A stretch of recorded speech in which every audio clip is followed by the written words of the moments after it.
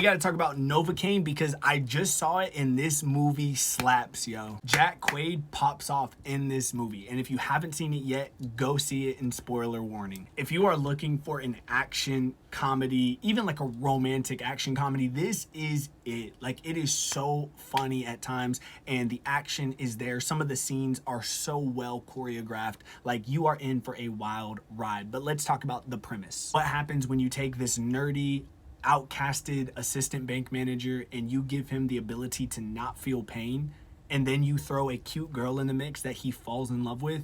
You're in for a crazy time. He meets this girl, she figures out he can't feel anything, and she thinks that's the coolest thing ever. And really, it is kind of like a superpower, although it has a lot of drawbacks. And so he ends up falling head over heels for this girl, and then the next day, a bank robbery happens and she gets kidnapped, and he feels like he's the only one that can save her. And so he steals a freaking police car to chase after these people. And honestly, he's freaking smart. Don't underestimate this guy. He doesn't really know how to fight, but he knows a lot about a lot. And to see him just take on this like action hero role is just amazing. The comedic beats and his screams are just so funny to me because he's not a fighter. He does not know how to fight. He is literally just going based off of luck and what he knows about his condition. And when I say he does not feel pain, he doesn't feel pain, and it shows in this movie. It puts his body to the limit. Like, you will see some things that will genuinely gross you out. Also have Ned, the guy in the chair. We have him in this movie, and he just makes for another comic relief character, and he's just such a dope addition to the movie. And so he ends up tracking his girl down, and plot twist, she is one of the bad guys, although she's not as bad as the others. And so